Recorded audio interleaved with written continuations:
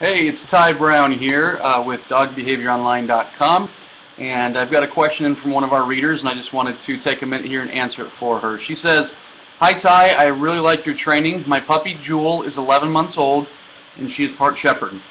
I rescued her from Southern Jewel Rescue. She is a very sweet puppy and smart. When we are in the house, she will come when I call her, but outside, when I say here, she thinks I am playing. She's very fast, so I put her on the leash and let her run in the big yard. She runs in a circle like a horse, and when I call her, she grabs the leash and starts pulling it and me all over. Then I tell her to leave it. She takes a while. Finally, she lets go. I know she's still a puppy and all she wants to do is play. I did buy your Dog Behavior Online membership about 4 years ago, but my computer broke down. So I'd love a new video. I miss having the program. Thank you, Shiley." All right, well, Shiley, thank you. I'm glad several years ago it was helpful to you. And hopefully it'll be helpful again. In fact, we've got a whole new, we've redone it from 4 years ago, so we've got whole new programs out there. I'll put a link down below to where our new programs are.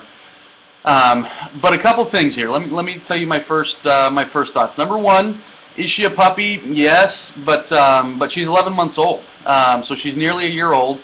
We can expect big things out of her. Now I say that not being critical at all, but I say that because sometimes I hear things like that, "Oh, well, she's just a puppy," and so it's easy to excuse behavior like this because it's a puppy. I've even had people with dogs as old as 3 or 4 years old, "It's just puppy behavior," and I'm like, no, it's not puppy behavior. Regardless, or maybe irregardless, a dog that's 11 months old, we can ask and expect them to be very obedient, and so anyways, let's stop thinking about her as a puppy and start thinking about her as a dog that can learn these things.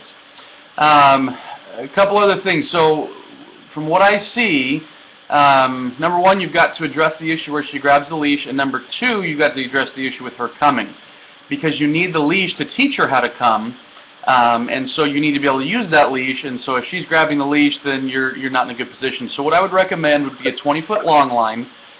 You say leash, I don't know if you're referring to a long line or not, but anyways, I would get yourself a 20-foot long line. You can get those at Walmart or the pet store or anything like that. You can make one. You can make one longer. It doesn't have to be 20 feet, but 20 feet is what I use. And I would get yourself a training collar. You know, we often use the pinch collar, and we use it in a way that you know, it's not designed to do any harm or damage to the dog. But anyways, I get yourself a pinch collar and a 20-foot long line. And, you know, I would start working simply on the no command. And so get out there in the yard, you've got the long line, she starts going to grab the leash, and she knows that if she's successful in grabbing the leash, she doesn't have to do what you say. And so, you know, as she goes to grab that leash, give her a quick correction, tell her no, and when she stops, you praise her, "Good girl." She goes for a leash again, quick correction, tell her no. She goes, you know, and you keep giving these corrections until she realizes that, you know, don't grab the leash. Another thing you could try, I don't know if this would work, some dogs it does, some dogs it doesn't, but a little bit of a workaround. It's not my favorite, but you know, it could be helpful for some people.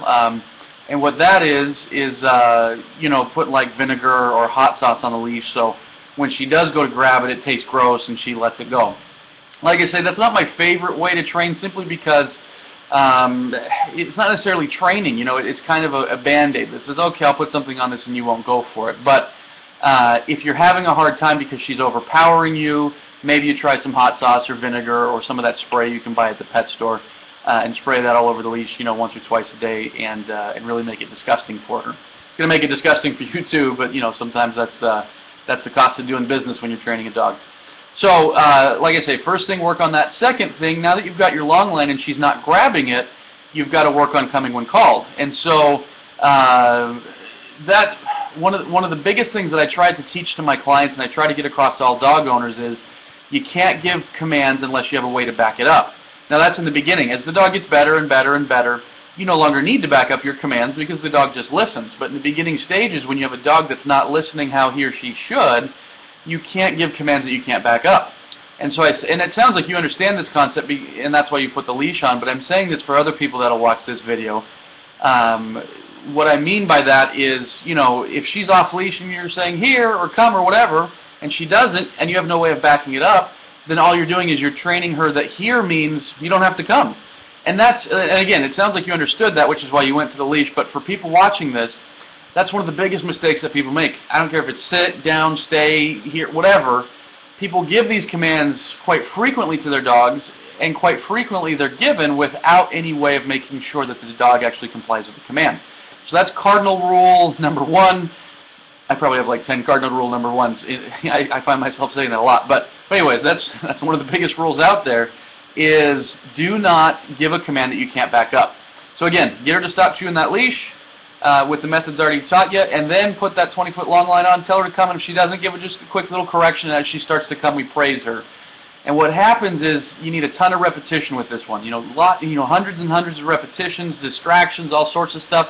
And as she gets better and better, you get to the point to where she is so tuned into that word here that she just comes every time, and then you don't need the long line. But you need a lot of legwork before you can get to that point. So in any case, Shiley, I hope this helps you with your dog Jewel. Get some good work done with her. It sounds like you've done some good work with your dogs in the past, and you've got a new one here. So good luck with her, and time to get to work.